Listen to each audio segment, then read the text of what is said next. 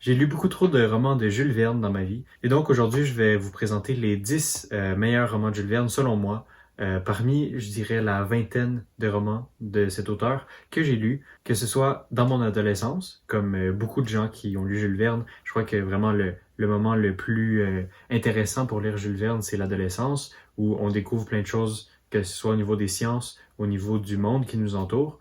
Jules Verne est parfait pour ça, puis en plus, c'est des lectures relativement faciles qui sont illustrés, bien aérés. Mais aussi un peu plus tard, je continue à revisiter certains romans ou encore à en découvrir d'autres, puisque Jules Verne a écrit plus d'une centaine de romans dans sa série principale, des voyages extraordinaires. Et donc aujourd'hui, je vais vous parler de mes préférés, tout simplement, et je vais les classer avec une tier list. Alors c'est parti. On commence avec Autour de la Lune, un roman qui fait suite à De la Terre à la Lune, qui est juste ici. De la Terre à la Lune, qui selon moi, je vais en parler tout de suite. Selon moi, De la Terre à la Lune, c'est pas particulièrement un bon roman. Il va dans des calculs et dans des détails scientifiques qui sont particulièrement endormants. Puis, même d'un point de vue des personnages, dont certains on retrouve dans Autour de la Lune, même parmi ces personnages-là, il y a peu d'intérêt au roman. Je trouve que Jules Verne a de la difficulté à rendre l'histoire intéressante. Et c'est pas le cas de Autour de la Lune. Mais donc, je vais classer De la Terre à la Lune tant qu'on y est, puis puisque je viens d'en parler. Alors, De la Terre à la Lune, selon moi, pas particulièrement un bon roman de Jules Verne. Alors, D-tier, c'est fait, voilà, le mal est fait. Mais Autour de la Lune, beaucoup plus intéressant, avec de la spéculation scientifique un peu plus osée, je dirais. Donc, parfois, ça devient un peu farfelu, mais on reste quand même dans un roman scientifique, donc qui est vraiment basé dans la science, mais en rajoutant un peu plus d'amusement, je dirais, avec des personnages qui sont également plus là que dans le premier roman. Donc, je dirais que la science est un peu plus légère, puis le sentiment de découvrir un endroit qui est nouveau, d'aller sur la Lune. Évidemment, c'est un rêve qui existait depuis longtemps. À l'époque, on n'était pas encore allé sur la Lune, mais ce roman-ci décrit quand même assez bien certaines expériences, certains phénomènes qu'on retrouve lorsqu'on va dans l'espace, puis lorsque on va sur la Lune.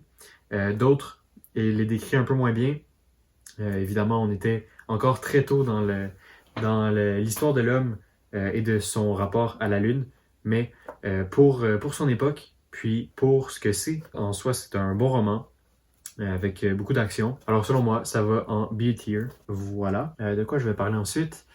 Disons le rayon vert. Le rayon vert qui est juste ici. Donc, une chose qu'il faut mentionner des romans de Jules Verne, c'est qu'ils sont toujours dans des formats qui sont intéressants. Donc, par exemple, celui-là, une magnifique reliure avec l'avant qui est doré. Je sais pas si on le voit. C'est toujours intéressant d'avoir un beau livre. Puis en plus de ça, il y a les illustrations qui viennent avec, qui sont toujours d'une qualité assez surprenante. Donc, vraiment, il y avait une attention aux détails qui était toute particulière. On voyait que Jules Verne, c'était un auteur que Hetzel appréciait particulièrement. Donc, Hetzel, son éditeur. Et donc, toute la qualité était mise dans ces romans-là. Puis encore aujourd'hui, on s'efforce de faire des belles éditions des romans de Jules Verne. Mais donc, Le Rayon Vert, un roman assez particulier de Jules Verne, puisque le personnage principal est une femme, ce qui n'arrive jamais dans les romans de Jules Verne. À vrai dire, on voit très rarement des femmes dans ces romans, que ce soit à la première place ou à l'arrière-plan. Mais donc, Le Rayon Vert, un roman assez particulier, très poétique. On va un peu moins dans la science, on va plus dans une histoire personnelle avec cette dame qui veut voir le fameux phénomène du rayon vert et donc qui va faire un voyage pour y arriver. C'est un très beau roman, un peu plus poétique, donc si vous êtes moins féru de science, je crois que c'est une bonne façon d'entrer dans l'univers de Jules Verne. Puis pour ceux qui sont déjà familiers avec lui et qui veulent quelque chose d'un peu plus léger, d'un peu plus romantique, un peu plus poétique, je crois que c'est le roman pour vous. Alors le rayon vert, pour moi, il va aussi en B-tier. Alors voilà, on poursuit avec 5 semaines en ballon. 5 semaines en ballon qui a été, je crois, ma première lecture de Jules Verne, à moins que ce soit Voyage au centre de la Terre. Mais dans tous les cas, c'était dans mes premiers. Puis j'ai été agréablement surpris par ce roman. C'est le roman de voyage par excellence. Selon moi, c'est peut-être le meilleur roman de Jules Verne en termes de voyage, en termes de visite. Donc à travers ce périple, 5 semaines en ballon, le titre dit tout.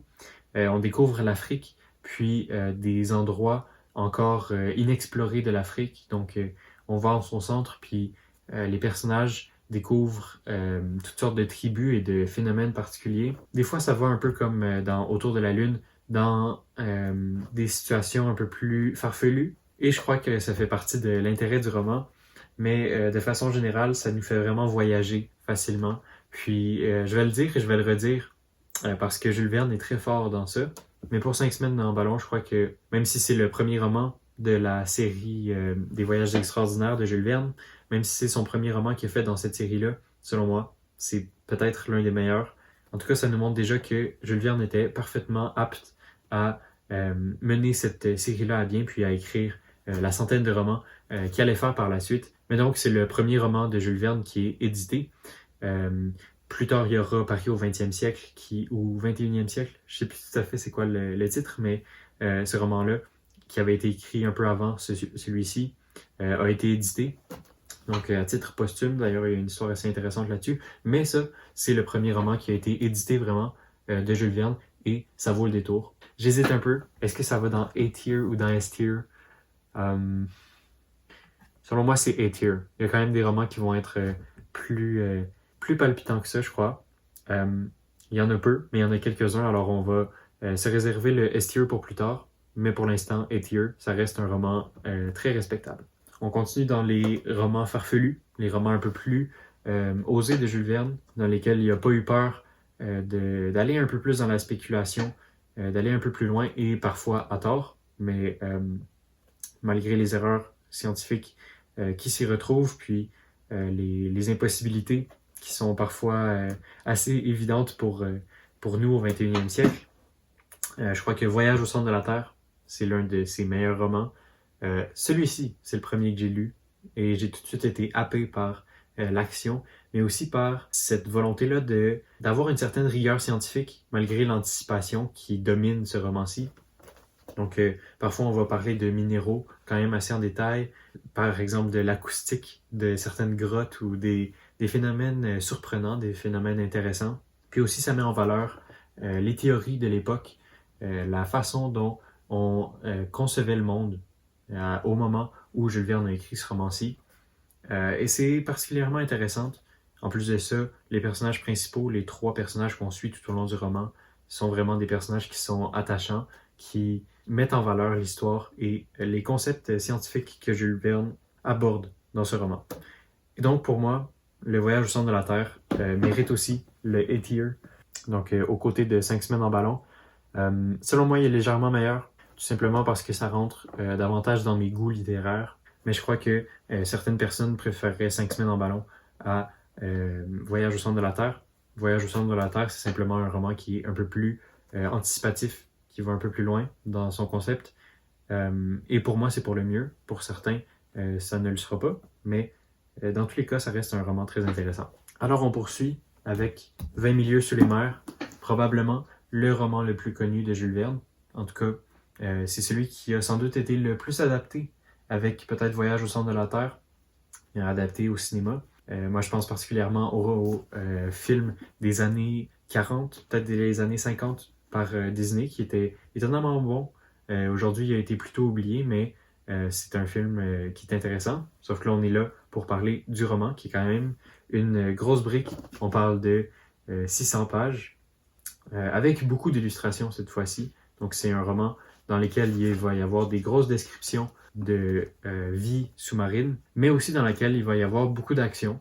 Donc, on va vraiment voyager lorsqu'on parle de 20 milieux sur les mers. On parle de plein de décors différents et de moments assez uniques qui marquent vraiment les esprits. Donc, je pense que ça fait 4 ans que j'ai pas lu 20 milieux sous les mers, mais il y a encore de nombreuses scènes auxquelles je pense, que ce soit lorsqu'ils vont dans l'Antarctique ou encore lorsqu'ils voient les calmars géants. C'est vraiment un roman qui nous permet de voyager dans divers endroits, mais aussi de rencontrer des personnages qui, encore une fois, sont vraiment surprenants. Jules Verne est bon pour écrire des personnages qui sont intéressants, des personnages avec une vision très unique de la réalité, donc des personnages très pragmatiques, dont le capitaine Nemo, dont il est question dans ce roman-ci, qui est un personnage très sombre, mais avec une vision du monde qui est particulièrement bien véhiculée tout au long du voyage. Je crois qu'il y a quand même pas mal de tensions, pas mal de mystères qui nous met en haleine en tout cas pour le roman, qui nous laisse intéresser tout du long. Est-ce qu'il y a des longueurs? Oui. Il y a des moments où, pendant plus d'une vingtaine de pages, on nous décrit la faune et la flore marine et ça devient fastidieux. Peut-être que de nos jours, on ne voit plus l'intérêt puisqu'il y a moyen de voir des vidéos de ce qui est décrit dans ce roman-là.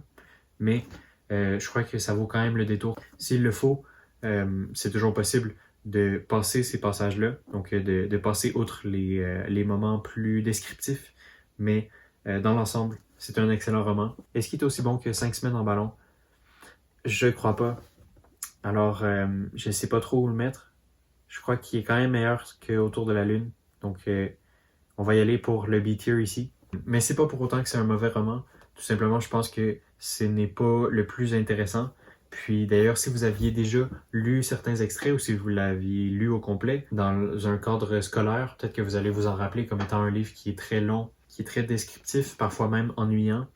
Auquel cas, je vous conseillerais de lire un roman qui est plus court de Jules Verne, tout simplement. Un roman qui a moins de 600 pages. C'est quand même une grosse brique. Donc peut-être que Voyage au centre de la Terre va plus vous intéresser. Mais dans tous les cas, 20 milieux sous les mers, si vous n'avez pas peur, ça vaut le coup. Alors ensuite, un roman un peu moins connu de Jules Verne, avec 310 pages, donc dans ses plus courts aussi. Les Tribulations d'un Chinois en Chine, un roman qui se passe entièrement en Chine, ou du moins il se passe avec des personnages chinois, c'est plutôt ça que je voulais dire, et qui est un roman qui m'a vraiment intéressé beaucoup. Donc même si c'est dans les moins lus de Jules Verne, je crois qu'il vaut particulièrement le détour.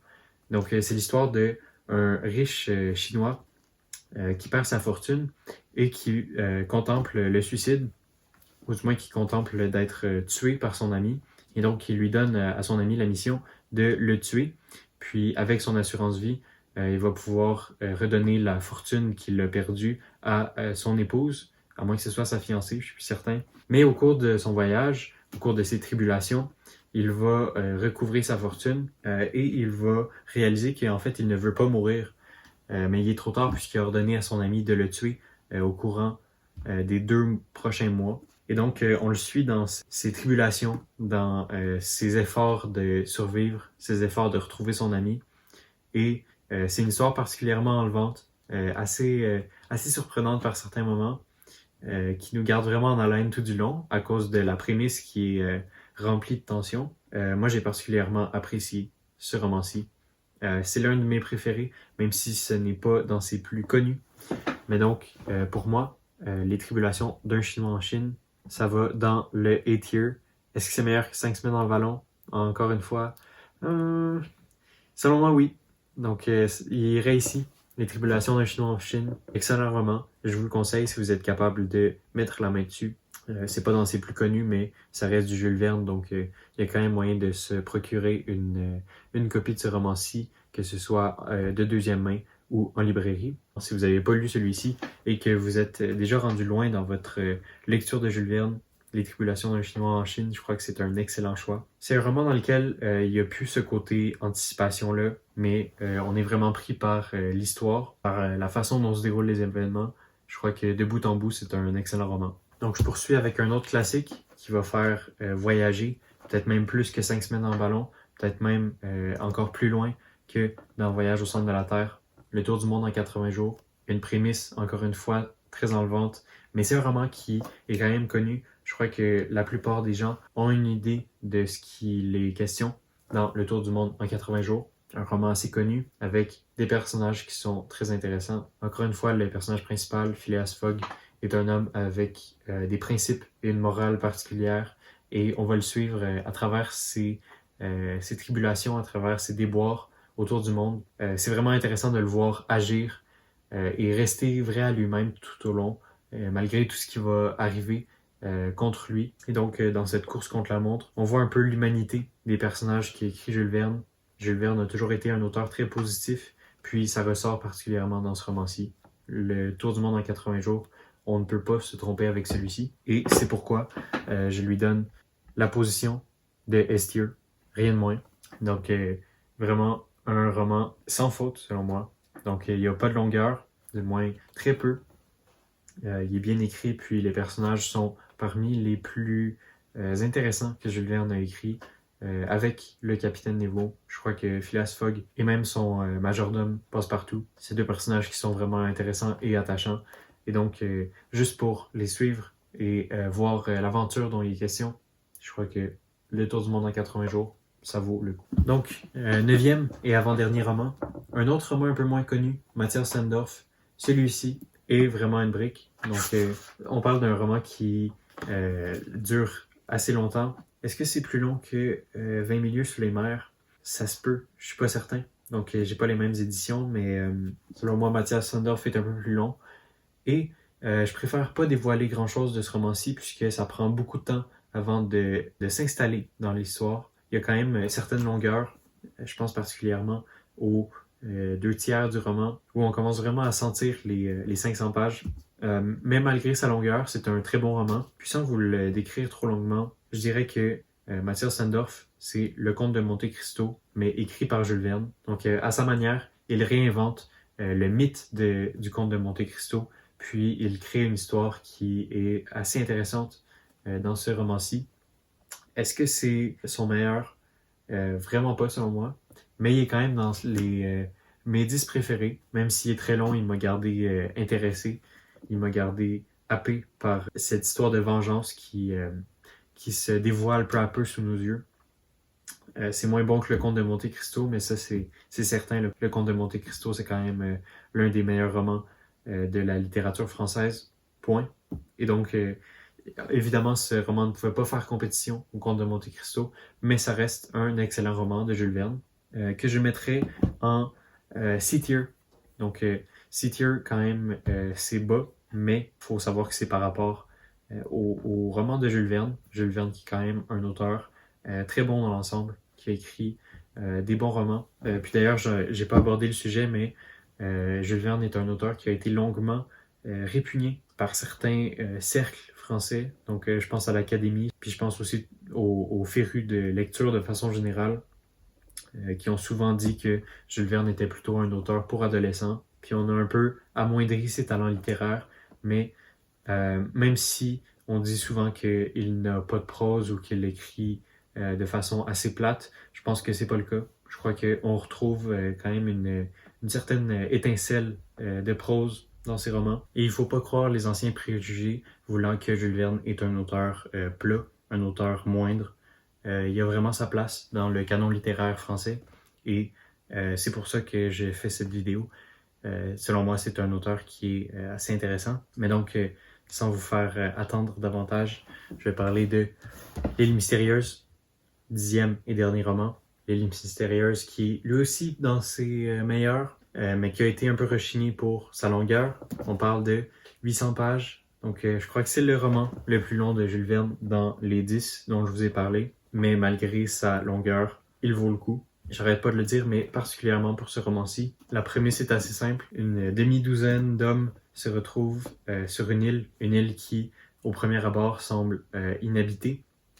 Et donc, ces hommes-là vont essayer de recréer un semblant de civilisation sur cette île-là en attendant d'être repêchés. Puis ils vont inventer toutes sortes de stratagèmes pour devenir confortables sur l'île, mais également pour résoudre certains mystères, puis accomplir certains actes héroïques. Donc, je ne veux pas trop en dévoiler, mais il y a beaucoup de sous-histoires dans ce roman-ci. Donc, la trame narrative va un peu partout. C'est quand même 800 pages qu'il faut combler, et c'est pas les 800 pages les plus directes. Donc, il va y avoir certaines sous-intrigues qui vont être développées, certaines plus intéressantes que d'autres, mais dans l'ensemble, c'est un excellent roman qui donne presque le goût d'être pris sur une île inhabitée. Pour moi, c'est l'un de mes plus grands coups de cœur. L'île mystérieuse, ça bat tous ceux dont j'ai parlé auparavant. Et donc, pour moi, ce roman-ci, il va dans S-tier et il est encore meilleur que 80 jours autour du monde. Donc, voilà, c'est ce qui complète notre tier list des 10 meilleurs romans avec un petit surplus avec De la Terre à la Lune. Pour moi, Jules Verne, c'est vraiment un auteur qui a forgé mes goûts littéraires, a forgé mon adolescence, puis mon goût pour la science-fiction, mon goût aussi pour la littérature française. C'est vraiment un auteur qui ouvre des portes, nous mène à chercher un peu plus loin, à vouloir en savoir plus, en découvrir plus sur une multitude de sujets, une multitude de courants littéraires. Et donc, juste pour ça, c'est un des meilleurs auteurs du 19e siècle. Et donc, je vous le recommande chaudement. Et je recommande tous ces romans, particulièrement les 5 romans qui sont ici, qui sont très chers à mon cœur. Mais au final, c'est à vous de vous faire votre propre idée et à vous de découvrir les romans de Jules Verne comme vous le voulez. Il y a plein de portes d'entrée, il y a plein de sujets différents qui peuvent vous amener à lire du Jules Verne. Tous les chemins sont bons pour lire cet auteur-ci qui souvent est un peu mis à l'écart. Mais pour moi, ça reste un auteur particulier. Et donc voilà, je vous remercie beaucoup d'avoir écouté cette vidéo, puis on se retrouve à la semaine prochaine. Merci.